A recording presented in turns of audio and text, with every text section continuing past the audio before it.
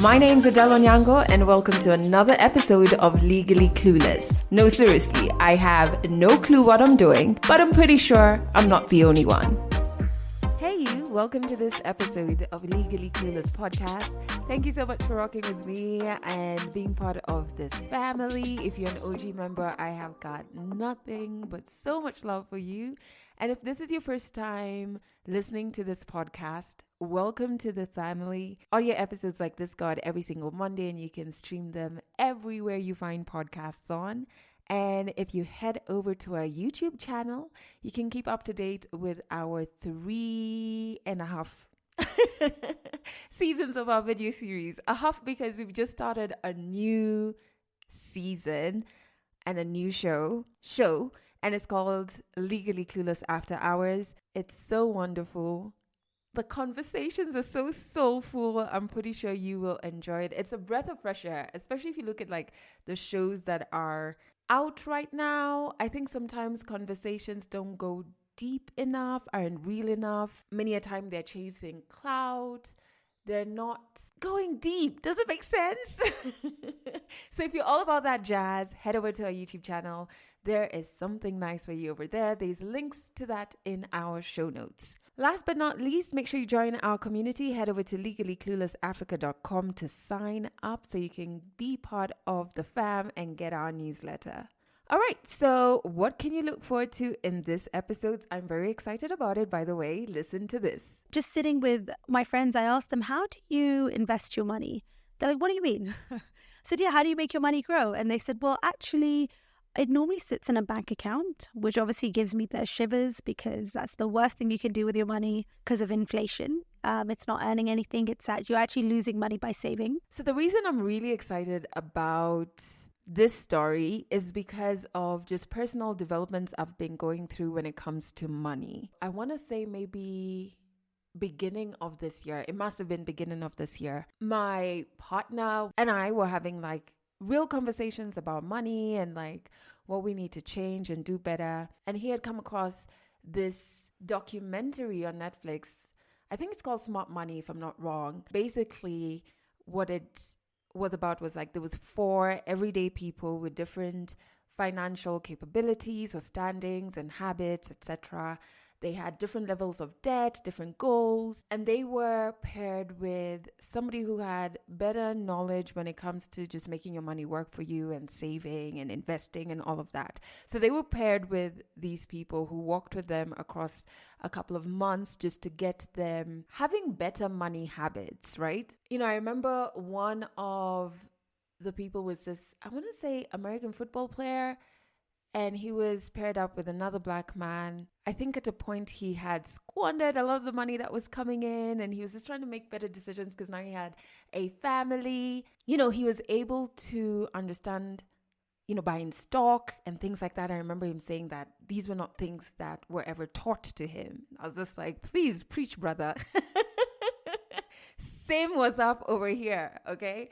And then the other person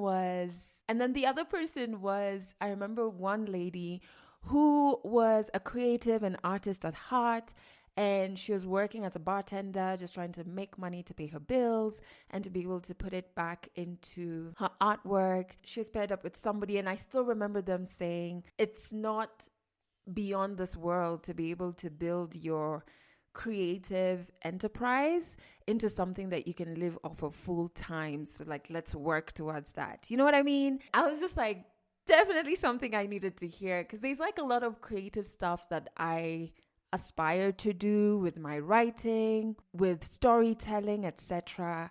And at the back of my mind is like this fear of just how will I afford to do it, or is paying for those things a waste of money?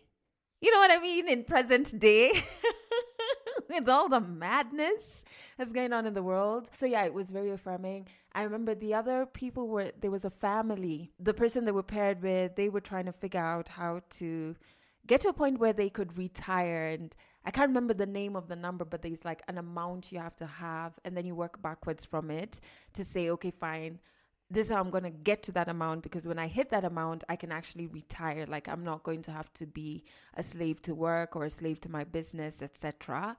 And I just thought that was so powerful. And just, especially if you're in a space where you have kids, it's something you have to think about. And like, how can you still make good financial decisions for yourself and for them while meeting your day-to-day responsibilities, and bills. So I remember he watched it first and he was like, you need to watch it. Also because there's one chick who, and I used to do this thing where if I've had a bad day, I'm gonna reward myself by going to the mall and buying myself a dress or a new outfit, etc. And if I've had a good day, same script, and she was doing the same thing, and she had racked up like a lot of debt. Her habits were just not on. Her spending habits were just not on. And I remember hers, even like one of the things that came up is, you could save for a holiday. I think we're always thinking of like saving as this chore and this, oh, we're saving for a rainy day, like a trauma-induced thing. Does that make sense?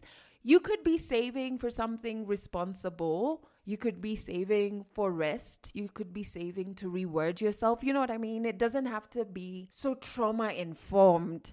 We're saving because one day all my money is going to go away. We're saving because one day I'm going to fall sick. Like, these are serious things to think about, but I just don't think we have to come to them or to that table so trauma-informed. So after watching that, we really started thinking about like money market funds, putting our money into that. What was the other thing? Oh, yes, buying stocks, and especially stocks in like international companies, etc. Which this is January, right? That we were like just going through all of this. I was like, how do you do this? He found some Indian guy on YouTube who like was teaching you how you can do it if you're not in the States. How can you invest in like companies like Apple, etc. He watched it, figured out how to do it, what apps he needed, and he did it. I watched it and I was just like, this sounds very complex and risky. And in my head, I just started like freaking out. I was like, I'm going to lose my money. I would rather just put it into like a money market fund here. I would rather, where it's a place where I know where their office is.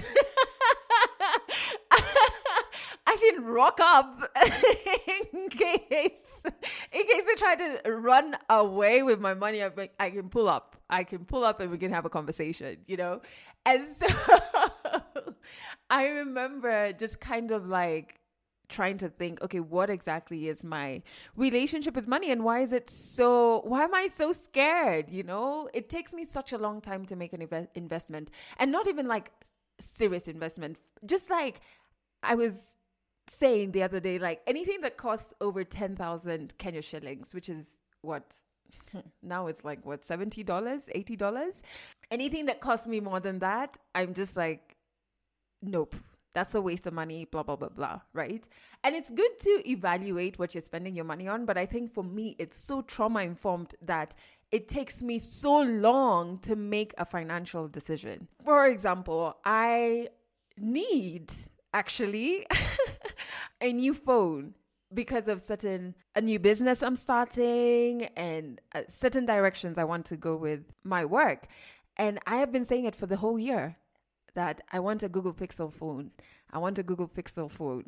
I can afford it, but because it's more than that 10,000 shillings, I'm just like, well, that's a waste of money. It's really not. It's really not, but it's still like trauma induced. Another thing is like, okay, I need a new laptop. I know the one I'm going to get. And I'm just like, you know what I mean? Like paralyzed. And it's the same with like buying stocks. I just get like paralyzed that I'm wasting money. I'm going to lose all my money. I'm useless with money. I'm going to be so broke. And that time, like, I'm spending, honestly,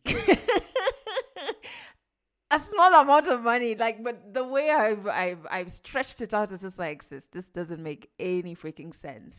And I remember sitting down to try and understand, like alone, just trying to understand. And here and there, this came up in therapy, trying to understand, why is my relationship with money so fear and trauma infested? What happened? And I remember back when my mom and dad got divorced I think I was about 10, 11, around that age. And we left the house, everything. I remember we were able to take a lot of the stuff because my mom had furnished the house and she had all her receipts, etc. But then we moved in with my aunts and two uncles at the time. And, it was just all of us in one house. It wasn't cramped. I never felt uncomfortable, etc. But I remember one time there was an issue with the rent. Like, I vaguely remember this. There was I won't even say a full day, like a couple of hours of destabilization where we had to move from that house into what became like the house I spent most of my years in when I came back from high school in Botswana. But we moved to that house number B, or house number 2, let's call it that. And I just remember the shift happened really quick. It's almost like my mom was trying to cushion us from understanding like this is a rent situation happening. I remember our belongings being taken out of house number 1. And then, we moved to house number 2 that same night. And so I remember even at that age, like trying to be like, wait, was house number 2 just chilling? Like, was this all the plan? Or like, is there really a money issue happening? Are we going to be homeless? And just kind of having all of these fears. And it's so crazy how, again, this wasn't an entire day. This was a couple of hours. By evening, we were in house number 2. And it still had an effect on me where I have a lot of trauma around what if one day I just don't have any money. And the crazy bit about that is that it then paralyzes me from making good decisions with my money, which then makes it very possible for me to one day not have any money because I'm not making the right decisions with my money. So it's not a situation of like spendthrift and whatever. I think I have a limit in my head.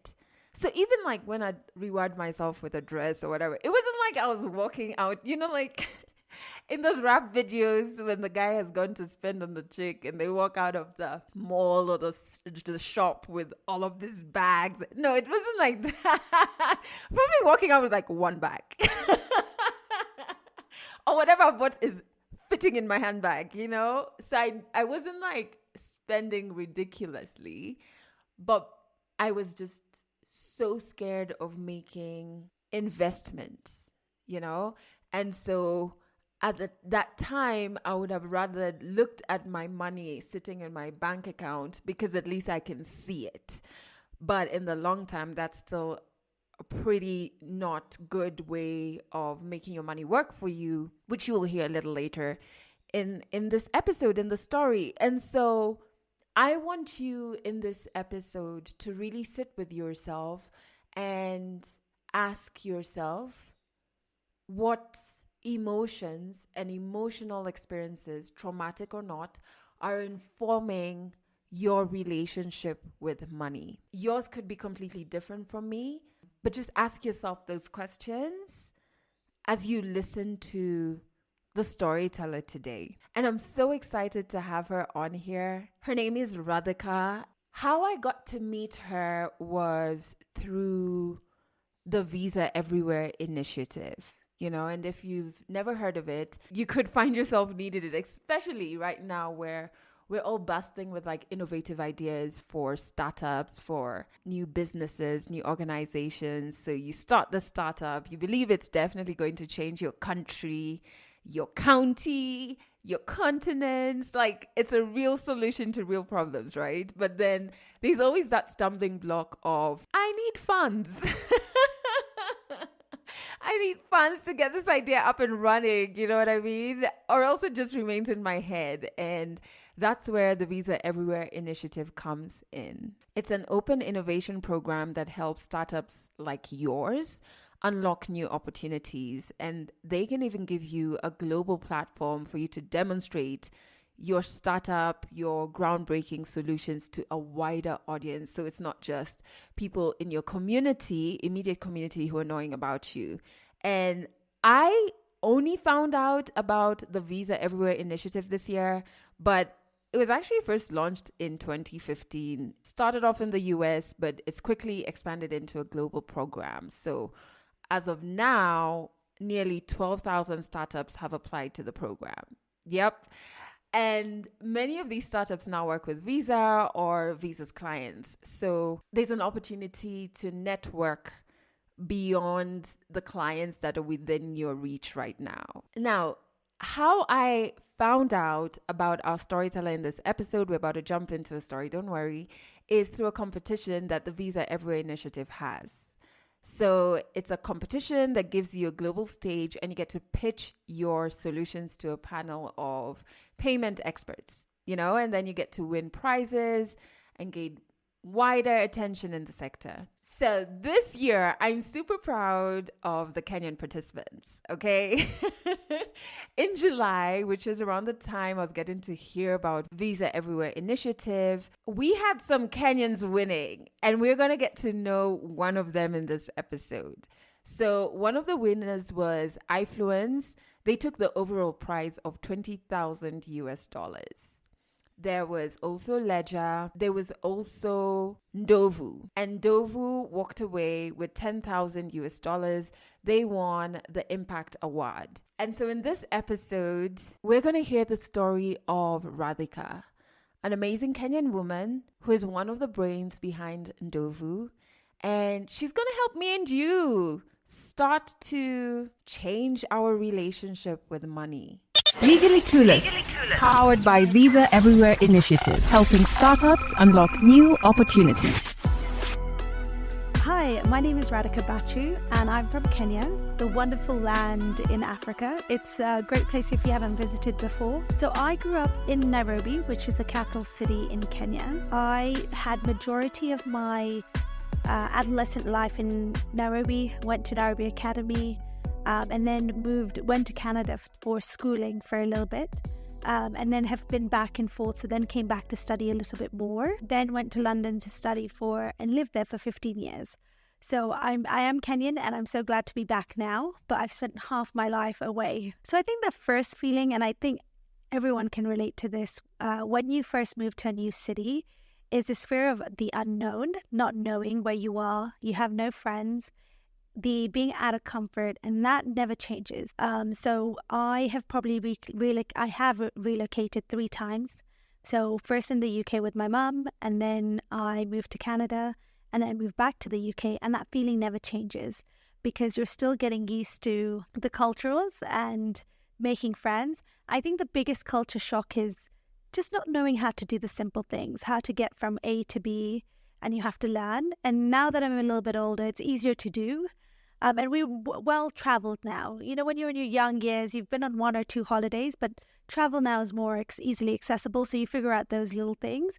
But for example, just knowing where to buy milk from the first time you actually move somewhere, those little things never change. You still have that weird, I don't know what I'm doing, but now I'm more used to it. I'm going to take a sidestep and say I think it's really unfair that at a very young age, we're asked to pick the career that you should be doing for the rest of your life when you haven't had any experience in any role. So my story in terms of how I picked where I was going to go was very much based from my parents. I assumed, being Indian and Kenyan, that my dad wants me to do something in medicine. And actually, since I've moved back, I've been laughing with a few Kenyan friends and they said, yep, I did a nursing career. And then actually now I'm in finance. And I had applied to do dentistry. I got in, and being the typical Kenyan, went to do my work experience afterwards. And I remember calling my dad and saying, oh my God, I don't think I can do this as a full-time life career. And to shout out to all the dentists because we need you. But I couldn't do the whole blood and at that stage, I didn't know what I wanted to do. And my dad said, why did you assume that I wanted you to do medicine? I said, well, the way you talk about other children who, is a doctor or is a dentist, and you've mentioned like dentists have a really good life, 9 to 5, it's easy. I just assumed. And I think that's a key learning. My parents didn't speak to us a lot about what you can do, where you can go. I wish at that point, my dad said, why don't you go have coffees with all your uncles who are doing these incredible, and aunties, these incredible jobs, And that would give you a bit more guidance on what you want to do. And so in the end, he just said, well, what do you enjoy? And I said, well, I'm really good at maths. And he was like, really? I said, yeah. He's like, well, I'm really bad at maths, but yeah, go for it, do maths. And then I just did mathematics at university. And then, of course, now I was like, what do I do with a maths career? I've done mathematics. What does that mean for me as a career? And so I looked through several different options. I had coffees with people. I didn't make the mistake. I did a few summer internships and then realized, right, I do love the investment space and that's something that I'd like to pursue. In my journey, I actually decided that I didn't want to do dentistry before I got in. So I got in, but I decided not to go. So you normally have the intake in September and you find out in May that you've got in. So then I said, okay, right, I need to find an option. I like maths and I like this university. So I went out of London, which was the best decision I could have made for myself. You know, there's a beautiful green campus. You lived on campus. It was a small community. You just felt part of this bit larger, fun, going out, working hard group of people. And you weren't surrounded in like this London city, which is great, where I lived most of my time. But it's like tall buildings and it's a very different atmosphere. Went there and over the summers, the good thing about once you're in university, you have a few people who say, okay, so what do you want to do once you graduate? You have a counselor. They ask you all the right questions. And I always said that I actually really enjoy talking about money and how you can make it grow, but I didn't know what that meant. And if I just go back a little bit, when I was growing up, my grandma started a business in the 1970s. And that's quite unheard of for a female to be super successful then. And that business today has been passed down to my brother. And in terms of my mum, she had her like tailoring business. So she was very independent from my dad. And so I always saw myself around females who were always working and running a company. And growing up, like if someone asked me, what do you want to do? I didn't know how to put it in words, but it was very much like I see myself in a position of running a company, but I don't know what that looks like. And I said, okay, well, I like investments. And actually at the time, a few of us were applying for graduate roles. So this is in our third year.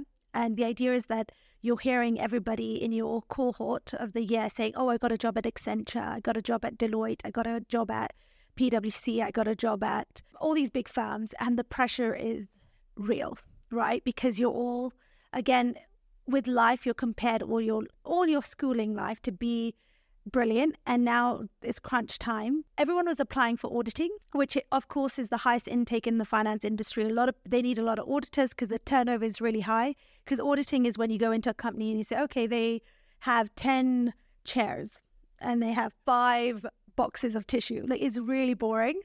And I said, well, if I'm going to do this, I have to apply to something I really like. So then I said, okay, I'm going to do the investment consulting role, which was very much advising corporations and big companies how to take the money they have today, invest it so they can then pay out their liabilities, which are simply expenses that they have to pay out in the long term. And that's a long shot because at Deloitte, they only hired 3 people for that particular role. But for the audit role, they were hiring 60, 70 intake. So instead of, again, doing the easy thing, I decided that I will do the Deloitte. And I remember sitting in the kitchen of our third year house. We're 8 girls that live in this massive house and we're all in the kitchen, and I get the call from the partner. And so the partner at Deloitte, he said, yeah, really excited. We'd like to offer you the position. And I was actually one of the last ones, and all of us are screaming in the kitchen, and it was so nice. But of course, it's all conditional because you still have to get 2-1 and above, which is 70% and above in your degree. But it was just such a journey because you feel all this pressure of everyone's getting a graduate role. You need a graduate role. And just having done those interviews and figuring out how to do assessment days, it was fun, but very difficult at the same time. And you go through all these emotions of, will I be a failure if I don't have a graduate role? And the answer is no, because you can get another role elsewhere. It's not the end and be all, but when you're in that moment, in that community, in the same year group, it really can feel like this is the end if I don't get a job. I haven't studied that hard in my entire life. I think 7 months before, all we did was study. So I didn't know what I signed up to. Honestly, I read this job description, and you'll probably find that with JD, so job description roles when they post it. And they have all these fancy words like being able to manage and meet KPIs and you'll work with pension funds to do X, Y, Z. But none of it actually makes sense. It's not in layman terms.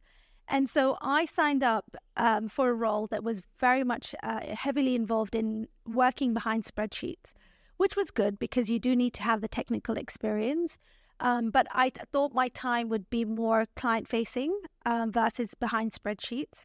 So I did that for 3.5 years. It was a great experience. I was studying towards the CFA, which today I've not completed. And hats off to everybody who's a CFA analyst, because you're studying, working, and doing a lot of your personal things on the go. And I think it was one of the hardest things that people have to do in their careers. And I think kudos to them. So we get in there. I start learning how to code. It was just Excel coding, VBA, and creating all these financial models. And then realize actually every time I'd get feedback, a lot of the clients would say, oh, I'm very good in front of clients. So you'd go in with a senior partner, managing director. They would obviously lead the meeting, but you'd have a section where you present what you had worked on. And I did realize actually that's the part of the job I enjoy. The spreadsheets is fun, but anyone else can do that. Like I don't have to do this. I know how to do it. This is really great. And then I decided, okay, what role could I go into that would allow me to be more in front of client sales? So then I moved over to BlackRock, which is the world's largest asset manager. I was a relationship director there, very much advising clients on how I can bring the breadth of this big organization with such a big brand. So, the data that they have, the portfolio analysts that they've got in there, all the different strategies to help them solve their problems that keep them up at night. And of course, that's one of the key learnings actually I've taken away. And what helps obviously with the business I do today is that, are you solving a problem that the client has? And the fact that they think like that explains why they're the world's largest asset manager. Because actually, we didn't just say these are the products we have. Actually, what keeps you up at night? And let's bring what we have to help you solve it. So it's a very different way of thinking. Whereas other asset managers would say, okay, we have 3 funds. We're going to come sell to you these 3 funds. So it was really interesting. And once you step away from all this, the corporate life that you have, you realize how much you've learned. And it's by osmosis on a daily basis. And then those are the same practices I now put to our business. And even with our team, I take them through training so they can learn from the good practices of how to get things done faster, how to really put the client in the center of your business, how to do things in a very risk-controlled and governance way. So it's been very exciting. Even I look back to say, when did it start materializing? So I met a man who's also Kenyan, and he mentioned to me, at some point, I would like to go back to join my dad and family business. And I said, okay, I actually want to start to have a family. And if you looked at how busy our lives were in the UK, you get up early, you go to the gym, you go to work, you come home, you have to do all the house chores, you have a massive social life. Both of us sat down and said, realistically, do you think we can have a family here? In the West, you can have help, but it costs a lot of money. So we said, you know what, this is the right time to now move back to home. And we used to come back every year and we still love it. But my biggest fears was, what am I going to do when I get back? So before I left BlackRock, I actually asked them, would you be interested in opening an Africa office? What does that look like? What are your concerns and risks? And actually, they made a really simple point. They said, a lot of the wealth that comes in from really wealthy, high net worth individuals in Africa are politically exposed individuals. And unfortunately, they can take money, but there's a lot of clearance that you have to go through. And they just said that if we made a mistake of acquiring a customer that then they get fined by the regulator, all the revenue that they've earned over 1, 2, 3 years doesn't actually make sense. So I said, okay, that's fine. And actually now having a conversation with my colleagues, they're looking to open an Africa office. And I said to them, well, if you need any help, I've got a really good network now. Let me know and I'll still help you, because I'm still in touch with my colleagues. But there was this fear of, what am I going to do? And I had been coming back on holiday, and when you come back, you see your friends and you go out, you don't really do any research. And then when I came back, I was like, right, I need to have coffees with everybody and anybody. Like, that was the first thing. For the first 4 months, I was so done drinking tea and coffee because that's all I did. And I realized that there was a big gap in the market. Just sitting with my friends, I asked them, how do you invest your money? They're like, what do you mean? I said, yeah, how do you make your money grow? And they said, well, actually, it normally sits in a bank account, which obviously gives me the shivers because that's the worst thing you can do with your money because of inflation. It's not earning anything. You're actually losing money by saving. I said, what about global markets? Aren't you guys interested? You all have an Apple phone, an Android. You all consume football. Like, what about getting involved in those companies? And said, actually, I've tried, but I need a private banker, which typically asks you to have anywhere from $10,000 to $50,000. And I said, oh, that's strange, because in the UK and the West, you can simply invest with $10. And I said, okay, there's something here. But again, I didn't really dwell on it too much. And the thing is, because like stemming from my childhood, I knew I wanted to run a business. And luckily, I have a very supportive husband who said, well, if you're going to do it, you have to do it now because we don't have any children. You have nothing to lose. You've saved enough money whilst you're at BlackRock. You can sustain your lifestyle for the next foreseeable future of 10 to 15 years. You'll be fine because cost of living is slightly lower here. So he said, if you're going to do it, you got to do it now. And I went, yeah, but I don't know how to start a business. Like, what do you mean now? He's like, well, what's the quickest way to learn? You can go do an MBA, which I would love to do at some point, but you need $200,000 to do an MBA. You need time. And I didn't have that. So I said, okay, well, I'm going to join an accelerator program, which basically takes like-minded individuals, puts you in a room. So you have about over 7 to 10 years experience and says to you, solve a problem. And they teach you how to build a business in 6 weeks. So again, this is the Juakali way of just saying, let's just roll with it. And I didn't know what I wanted to problem solve when I went into the market. I had some ideas. I looked at skincare. I looked at fashion, being a woman. I looked at chocolate making because I was still figuring what my passion was. And then what I realized was after doing their design sprints, basically a bunch of you get into a room, you like bounce ideas off each other. The energy is super high. Somebody says something silly and you're like, nah, that's silly. But then you're like, actually, there might be something there. So it's really nice because you're in a room of like-minded individuals. And the accelerator program I went to was called Antler. So if anybody wants to join it, Google it. They have it in Nairobi office. That's where I met my co-founders. And that's where I realized your strength comes from knowledge. And because I was in the finance space for over 15 years, if I was to go learn about skincare, it would take me that much longer to build a business that would reach the revenue that we're looking at because I'm starting from scratch. So I said, okay, let's put what I had learned and I've been doing this for so long to use. And that's how we gave birth to Dovu. So, I just think sometimes life throws you lemons and you learn how to make lemonade. And that's exactly what happened to us. So we're part of this accelerator program that is meant to be in person. And the reason it's in person is because you need to bounce off each other's ideas, be really hands-on and scrappy. And that was the time when COVID hit. And we had to go offline. So we ended up design sprinting, which is figuring out the business idea with different people at the time. During this period where we were working offline, we were doing a lot of work in our behind the scenes. And over the 6-week period, in order for us to believe that somebody needs this product, we're solving a problem, we actually put out a website, which was bare bones, that said, do you want to make your money grow? Yes. Okay, if we could give you 12% growth on your money, which is the average the S&P 500 will give you over 10 years' time, but on the dollar, so that's a lot more in Kenya shillings. We had, in the space of 6 weeks, $3.1 million committed. Okay, no one had transferred us the money, but we had the interest. And that gave a signal that, okay, this is something that we could work on. And the idea with the type of business we're building is that we need to get to scale very quickly. So the vision is in 7 to 10 years' time, you're actually generating $100 million in revenue. And that's a really big number. But through the journey, what happened was that I was with the team and we pitched to the Antler program that gives you equity funding. So they'll take a part of your business and they'll give you money so that you can build your business. And we did the IC, which is the investment committee, and we didn't get through because one of the challenges they said was that you're playing in a regulatory space and we think it's going to take you a really long time to solve for regulation. So we're now regulated by the Capital Markets Authority, but that was the biggest challenge, they said. So at that point, though, one thing I like, what I've realized actually just talking through the stories more and more is I like to be honest with myself. And at that time, the team that I was not the right fit because two of us had overlapping skills. And actually, being a woman, naturally, I think I can do everything better than anyone else, right? Just is how we think. And for me, that's definitely was a good sign when we didn't get the funding. It was almost like weight had lifted off my shoulder. I really wanted it because I, again, being competitive and just really wanted to get the money, but then actually would have been the wrong thing because we were not the right team. We didn't gel together. So that happened. And of course, I'm disheartened. I've been working day and night, 6 weeks, and IC says they're not going to invest us. But the thing was, I totally believed in the idea. I said, of course the idea is there. So we parted ways, all of us.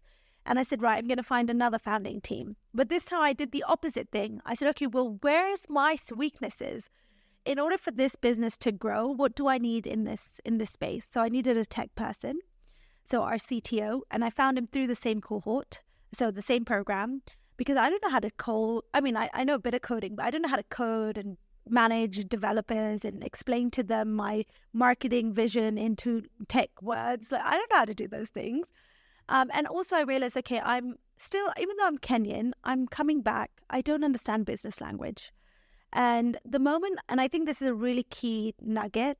Sometimes you can be successful with not such a great product, but just if you know how to maintain, build relationships. And I think the value of that is sort of gone astray in our modern day age. And especially, and not just here, but even in the UK, relationships mean a lot. And I know that the new gen is coming in and it's very much like, oh yeah, it's transactional. Everything is transactional, but really there's value for you to be super successful. So I said, okay, well, I don't have the business language. I need to learn that. I need to learn regulation, and I need to learn a little bit more about the history of what's happened in the investment space across Africa, what have been the challenges. And that, again, domain expertise, you can't just get from reading a book or watching a podcast. You can, but it's going to take you a long time. So my third co-founder is Kenyan, Rogito Nyangeri. He was the head of strategy at the Nairobi Securities Exchange. And so as a team, we were the best duo, triplet. And what's really ironic, the first day we met, we were on the table. There was 4 of us on this table, included GP and Ro and myself. And they give you this problem to help you start thinking, like, try and come up with a competing product for M-Pesa. And all 3 of us were like, oh yeah, tell me about yourself. What's been going on? Like, we're interested in getting to know each other and what makes you tick. And we had a third gentleman, also very sharp, but he was like, oh, I'm going to go and do all this research. But we're like, no, we've done the product. Okay, we get it. Yeah, it's just an exercise. Like, we're cool. Like lazy, almost lazy behavior. Like, yeah, we're going to do this. Okay, cool. We'll present this. And then it was going back to, so tell me more about yourself. And they were the team that we're still now. So our business has been live for over 2.5 years. We're still going strong. They're my founding team. And I said, why did I waste all this time going to meet all these other founders in the room? We should have just stuck to our business idea. And then because we didn't have funding, so this is another roller coaster. So all 3 of us were spending time working on the business. We all committed small amounts of capital to get started. And at this time, I think couple of things. So we met people out there when we were fundraising that said, we don't think you can raise money. So let me help you raise money, but you need to give me equity in the business. But I came from a fundraising environment. Remember, I worked at BlackRock. Yes, I was raising money for a big brand, but I know how investors work. And I said, no, we'll do this on our own. We'll do it the hard way. Thank you. And if we don't, then we'll come back to you. And of course, before you know it, we start fundraising in October. By the end of the month of October, we raised $50,000, which was the first check that we needed. And it came from, I forced my husband to put a bit of money in. I forced my brother-in-law to put a bit of money in. I said, come on, guys. This is where charity begins. And it's not charity, but your network should help you. If you really believe in something, a lot of us don't do this, but tap into your network. And then what that gave the other investors was that, okay, well, if her family believes in her, then there must be something here. Let's, because they know it's an investment, let's try it. And, we've gone through so many fundraising cycles. Fundraising has not been the challenge. But one thing that, again, an emotion that you feel, so there's an easy way of doing things and there's a hard way of doing things. And when we were building our business, we're regulated by the Capital Markets Authority now. But what traditionally other competitors have done in Africa is that they've gone to already existing licensed entity, partnered with them, and they went to a US company that can create your app within seconds, or 3 months, not seconds, 3 months. And they partnered with them. But what happens is you end up giving part of your revenue to this licensee plus the tech provider. And for us, it was a really difficult decision to make. We did go down the easy route because we said we can be up in 3 months. But what we realized was that we'd be giving so much of our percentage away. And all three of us said, actually, let's just take 6 months and build this, right? We won't pay ourselves. It's going to take 6 months to get this up and running. Ro was like, I can get the license in 3 months. I was like, right, let's do this. And we just put some time, equity in it. With that little bit of funding, we're able to get some developers. And today that was the best decision we could have done, because when markets now have come down and, global crisis, we've got Ukraine-Russia war still going on, pandemic effects, high hyperinflation, unemployment, things are getting rockier, but we still own majority of our revenue. So when you compare us as a company to other companies where when you go to fundraise, investors will say, oh yeah, but so-and-so is doing better than you here. And you say, well, we're doing better here because we've got better margins. Actually, it was the right decision to make. And at that point, the emotion was, well, we can do this the easy way. Why build something that somebody has already done? But I don't know what it was that said, actually take your time. I wish I could pinpoint it. Till today, I can't. But sometimes making that difficult decision means you're a better company from a foundational perspective in the future. So when you are looking to set up your business, I think one question you should ask is, if I build my company the easy way, does it mean I leave revenue or control on the table? Or if I took the longer time, how long is longer? And is it worth building everything in-house so that you in the future can make the decisions you need to make? So there was a lot of bumps along the way, feelings of, oh my God, we have no money. Also self-doubt, you're embarking on this journey that you've never done before. You just have to have people around who say, no, you can do it. Like cheerleaders in different shapes or forms, whether it's a mentor, a friend, family member. And you just also have to remember, if you don't try, you'll never know. And I think those are the emotions you go through building the business at the very early stages. Dovu is empowering the everyday Kenyan African to take the money that they've worked so hard, invest it in smart ways so they can achieve financial freedom. But what does that actually mean, right? So it's an investment app where you would come onto the platform and we try to understand, based on your current lifestyle, through a series of questions, what is the type of risk you should run in your investment portfolio? And when we were doing our research, we found 3 things that the reason why Kenyans had become very good at saving but not investing is, firstly, they just didn't know where to get started. So we get taught life skills. No, we don't. Not at school, we don't. We just learn them on the go. And so finances is one of those. How do you budget? How do you make your money grow? How do you make sure you're not taking really bad debt that's costing you a lot of money? We're not taught that. So that was something that we focused on. Secondly, the market's moved on now, but when we were building, you couldn't invest through digitally, essentially. You would have to go to a fund manager. You'd fill in forms. You'd wait 2 weeks for KYC to be done. And let's face it, we're all getting busier by the minute, and finances are not really at the top of our priorities because, we want to live life and, enjoy ourselves. So a lot of people wanted to, but then because it was so difficult, they dropped off. And then lastly, it was that if you wanted to invest in global markets, you needed $10,000, which, let's face it, our African population, 60% is the youth. So, they're coming into workforce. We don't have $10,000. I was broke when I was at uni, So it's really something that we know we should do, but we didn't know how to get about it. So what we did was we empower first the user to understand the type of investor they are through these series of questions. So what does that mean? We ask you questions about your lifestyle, and then our algorithm would say, okay, based on this, you are actually a balanced investor, which means you want to grow your money and you're willing to accept some ups and downs for a little bit of growth, but you still want to protect your capital. And an aggressive investor would say, listen, I just want to grow and I'm not too worried about protecting my capital. And the conservative investor is somebody that says, no, capital preservation. I want to make sure my 1,000 shillings is 1,000 shillings and then I'll have some growth. I don't mind it being 1,200, 1,400 at the end of the year, but I want my 1,000 shillings to be intact, which is really important because if you go in with a mindset of knowing what type of investor you are, then when market moves, which it goes up and down, you don't panic. And then the other thing is that we make it super simple. You can be signed up, investing in under 3 minutes on our app, which is incredible. So we've done your KYC, you can start investing all under 3 minutes.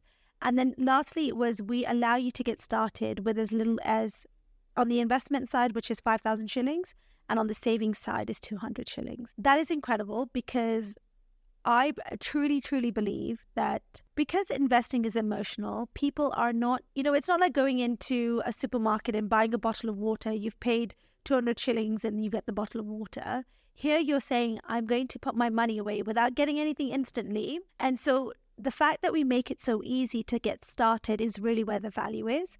And normally when I have a financial planning call, or because I speak to my customers all the time, I say to them, just get started with 5,000 shillings. Just invest in the blue chip fund, learn how it works, because you can learn a lot of information, but until you do it, you don't really know how it works. So just start with 5,000 shillings. If you went out on a Friday night, you would have spent 5,000 shillings. So let's get started. You will thank me later. You will say to me, oh, I see the value of it. My money is now growing. So we help you get started with as little as 5,000 shillings. And the idea is that investing is for the long term. And the way we designed our product is that you're investing for the long term. You're taking less risk. We don't offer crypto. We don't offer FX trading. Those are super risky. I don't think anybody who's not an investor should really think about doing it. Crypto markets are down 40%. So last year, this crazy, hey, everybody's doing crypto. It's up 60. Actually, 6-7 months later, it's down 40%. I would only invest in things I understand. So that's my advice. And if somebody's telling you you're going to get rich quick, it's a scam. Don't do it. But essentially what Dovu does is that we take the risk out of investing by guiding you to invest in investments that give you constant growth over a period of time. So we're not going to come here and promise you're going to get 200% on your money. It's too good to be true. We say invest with us, and on average, depending on the strategy you pick, and we help you pick that strategy, you will get 12 to 16% on the dollar. And that's different because obviously the dollar at the moment is appreciating and the Kenyan shillings depreciating. So making sure that you know that 12% return on Kenyan shillings is not the same as 12% return on the dollar. So we're trying to get people financially included. And I think that's where wealth creation starts. In Africa, we have all the right tools to be a self-sustaining continent. We can do farming, we can do export of minerals, export of products that we then do as a result of manufacturing. Look at Kenya itself, but we just mismanage it. And it comes from education. So the first focus is let's focus on educating our individuals on how to make the money they have work for them so they can then, and that transpires into daily decisions. Because as soon as you're financially aware, you're like, hold on a minute, why am I spending that much there? And it makes your overall life better. And another thing we find is that we help you decide what your goals are and how much you need to save. And that means that you're thinking in your career, okay, so if I'm earning 100,000 shillings a month, what's the side hustle I can do to up that? And I will save my income from the side hustle and invest it. So it just has a knock-on effect in your day-to-day life as well. Yeah, so for those of you who don't know what the Visa Initiative Everywhere is, so Visa, you all know, is this big global company that's known for their payments. But what Visa is doing, which I commend, is they're trying to work with early stage companies to help them achieve the scale they need, because they've spent all these years building infrastructure for you to do business. And they want to support these companies because we will be the future of the economy. And so what they did was they picked 5 companies from Kenya. This is a global initiative. So every country has 5 different companies that are contributing to financial inclusion and growth. And they said, okay, we will work with you to provide you with the tools that you need to scale your business. And so for us, it was really exciting. We were one of the finalists in Kenya and we won the Social Impact Award. So we earned some money to now experiment with. And essentially, the vision and the goal for us with Visa is to be able to integrate into their payment rails that allow both the diaspora who have this affinity to building back our Africa, our Kenya, our Nigeria, etc., and allow them to invest back home without having to go to the bank and then doing a payment. So removing the friction out of making payments, and also allowing the everyday Kenyan to now be able to make payments seamlessly. And the vision for us with them is in the long term is that, a lot of Kenyans do want to send their children to university. A lot of us want to travel and explore the world. But half of the challenges we have, I don't know if you've experienced this, when you go online and you use your Kenyan bank card and it just doesn't go through. I'm done with this payment. What do I do? It just doesn't work. And so we want to issue Visa cards that allow you to be globally included. And the reason that's really powerful is it allows you to do business. It allows you to trade. It opens up your mindset to how else you can make money. When your children are going abroad, it takes off that stress of, oh God, how am I going to pay for things that they might need, like a laptop? shoes and basic stuff, because now you're being financially included globally. And the reason financial inclusion is super important is that once you give someone the tool to be financially included, you're opening up opportunities that even words can't describe, right? You know, somebody might discover that there's an export opportunity for XYZ and they can now do payments online to grow their business. So for us, that's really the focus for Visa. And Visa does a lot more other things. You know, there's tap to pay, there's reconciliation. They make, you know, their business is huge, but we're just going to leverage on the first infrastructure of payments so that we can help a mum who wants to send their child to university easily transact, and she's obviously saving on Dovu to pay for her children's education. So that's what we're really excited about with Visa. Just remember that investing is emotional, okay? And what you need to remember is, firstly, don't invest in something you don't understand. There's lots of tools online. You can watch videos even on the Dovu platform that actually explain how things work in really layman terms. There are some really interesting TikTok influencers that break things down. You can get rid of the fear of investing because there's just so much information available in this day and age. And all you have to do is spend 20 minutes a Saturday morning whilst you're, you know, maybe getting ready, just put it on your phone and just listen to it. You can really get rid of that fear of, I don't know what I'm doing. Secondly, I always say start small. This way, the risk and the amount of commitment you're putting in is not too high. So even if you make mistakes, and mistakes are normal, you're not starting off at such a bad point. Like, I know a lot of Kenyans invest in crypto. Their entire wealth portfolio is in crypto, which is the worst idea, honestly, that you could have done. We don't say don't invest in crypto, but we say put 5% of your wealth in there, not 100%, because now it's down 40%. So, you know, there's different ways of doing it, and you learn this through education. And then lastly, it's to say there is no get-rich-quick scheme. Just do things that have worked historically. And as you become more of a sophisticated investor, that's when you can try the things that you think might make you more money. So I'm all for taking risk, but it's about being smart in the type of risk you take. So if I was giving advice to the everyday Kenyan today, let's talk about currency depreciation. It's a real thing that's impacting all of us. The Kenya shilling was at about 120 to buy $1 at the beginning of this year. Today it's at 150. That means we have to give 30 bob more to buy the same $1. And as you know, our economy, we import a lot of things, whether it's skincare, food. So that's gone up by 15% until now.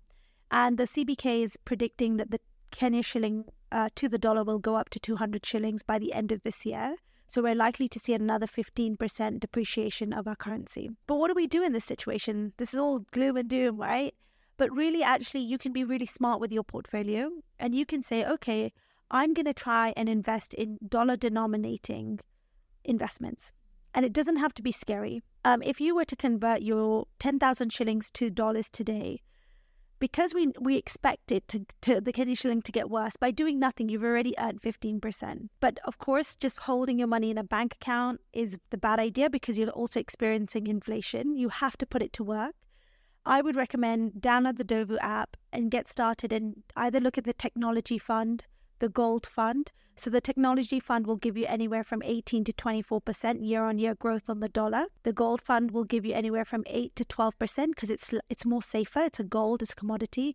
Or look at the S&P 500, which is known as the blue chip, that will give you anywhere from 16 to 18% year-on-year. So let's just say that you decide to change your money today and you've invested it in the technology fund. Not only would you have improved your return because now you hold dollars by 15%, the tech fund will do better and you will probably earn another 10%. So in December, when you're going for that holiday and you want to convert your money back, you've actually made significantly more money. And my advice today is that if you have investments in Kenya shillings, leave them there because it's still a very good investment to hold. But any new investments that you look to make, try and do it in dollars. And what we've done is, because you're not investing in super risky assets, you're not going to see 40% return overnight. You'll see constant growth. You know that your downside, which is where you see the loss of your money, is also protected because you're not playing such high risks or such high odds, for example. So when it comes to investing, you can take the emotion out by doing education, starting small, and also just being smart by converting your money into USD, because guess what? You're already up 15%. And then, if there's some market volatility, you're in the up, so it's a little less risky. And on to that, I'd just like to say is that at Dovu, we actually give are giving away free financial advice, which normally costs you about 15 to 20,000 shillings per session. So just reach out at support@dovu.co, say you'd like a free financial planning session. Even if you don't want to invest in Dovu, it will just get you started. How do you budget? How do you manage expenses? And then how do you make your money grow? Step-on-step guide. You're speaking to a human. They'll help you understand how to get there. And lastly, I think the other investment advice I could give is that you don't have to do this alone. We've launched a group investment solution on the app. So you can come and do this with your family members, your friends, and really think about, okay, if I have a charmer, how do we make our money grow without doing land investing, but actually doing something that's a little bit more liquid, transparent, and you can see the growth. So that's another way of getting over the fear of, I can't do this on my own. Let me try it with a group of friends. And then once you become an expert investor, I guarantee you'll open your own account. What advice would I give someone to get out of their head and just start their business? I really truly believe that a lot of our obstacles are in our heads. And it's not our fault. Growing up, there'd probably been an uncle that said, you can't do that. There's probably been a dad or a parent saying, oh, no, you're not good at that. You're not going to be successful. And all these subconsciously sink into your mind. And when you go to try something new, that's the first thing you hear.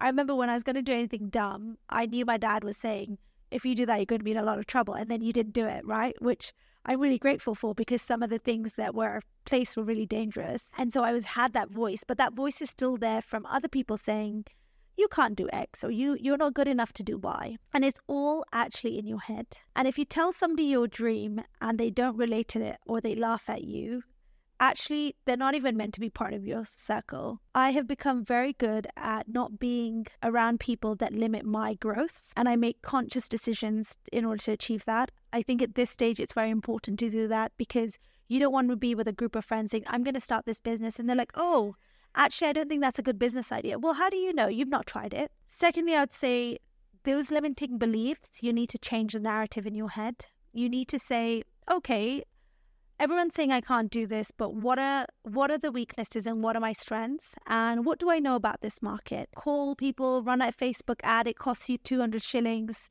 Would you buy this jacket for 200 shillings, for example? There's lots of ways you can test with the internet on whether this is something that someone wants. The last thing I would say is that just believe in yourself.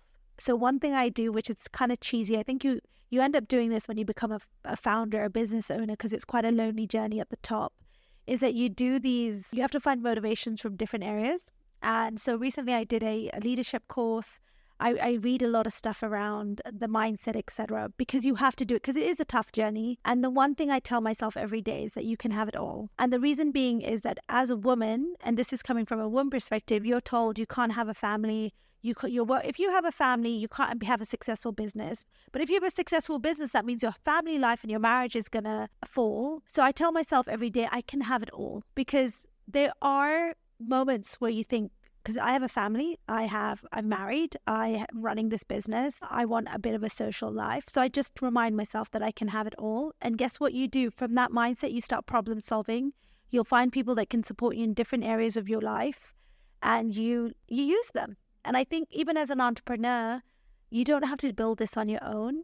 Ask for help. That's something we don't do. Also, we're afraid that people will judge us. I have no filter anymore about judgment, because I just think, well, you're not in a position of doing, so you can't judge me. And I would never, and I also don't give out judgment anymore, because if somebody wants to jump off a building and then it's skydiving and it's fun for them, I would never judge them. I'd probably join them. But I was trying to think of an example, and I think it's that you need to stop putting your value on what other people think about you, and you will honestly achieve the world.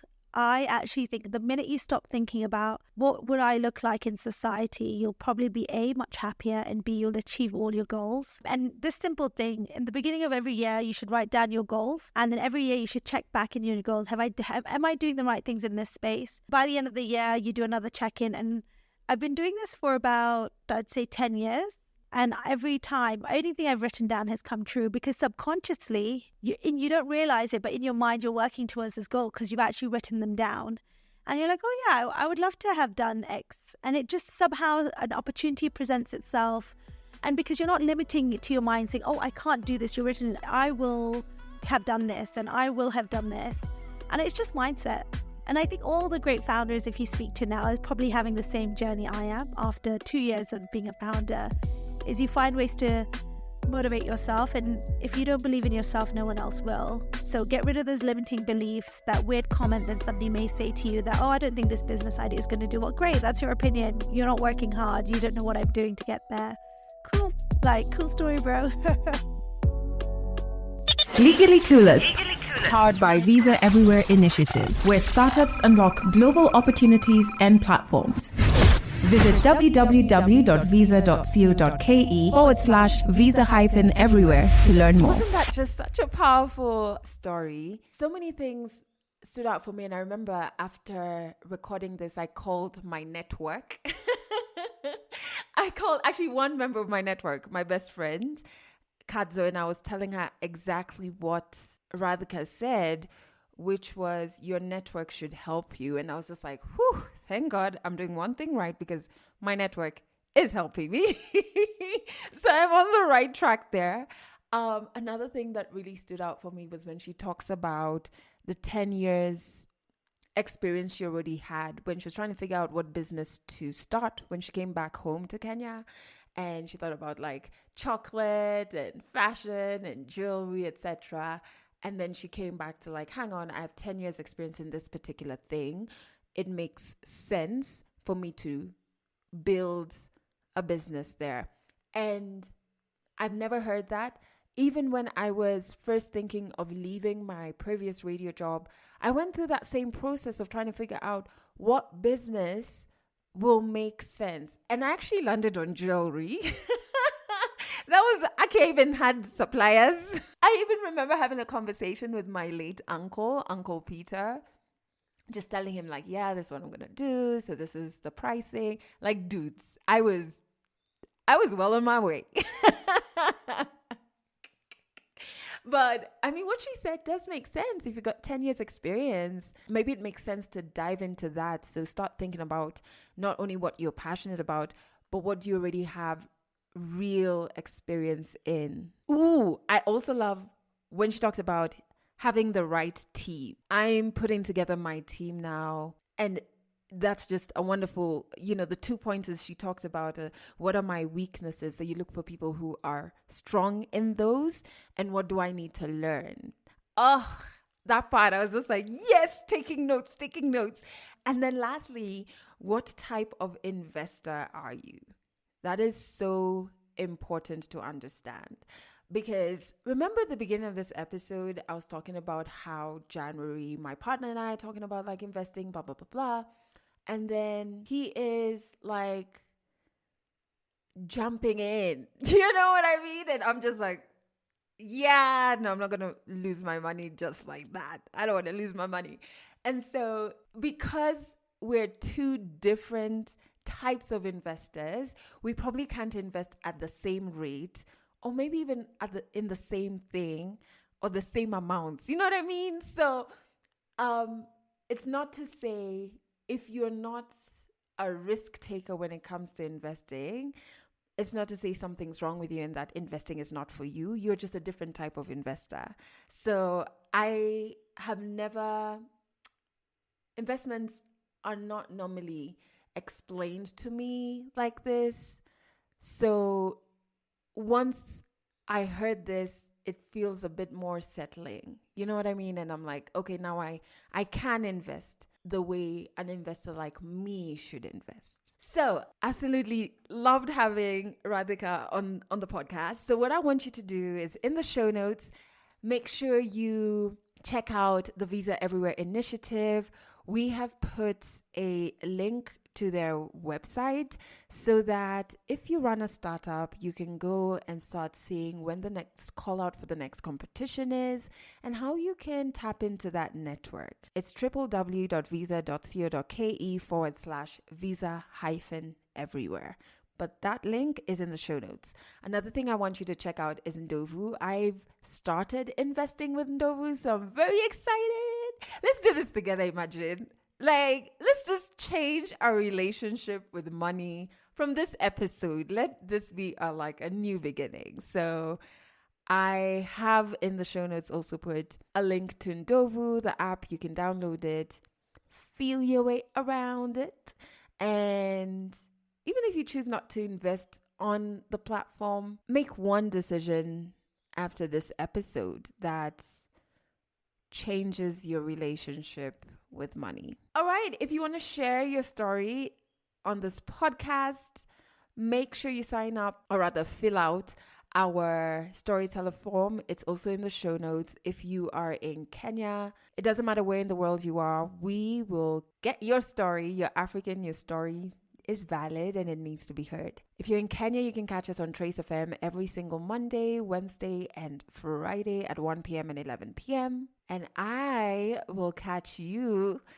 I don't even need to leave you with any inspiration. Like, this episode has just been full of mad inspiration, and I'm so happy we finally got to talk about money and the emotions that govern our relationship with money. Yeah, I hope this changes things for you. I hope this episode inspired you.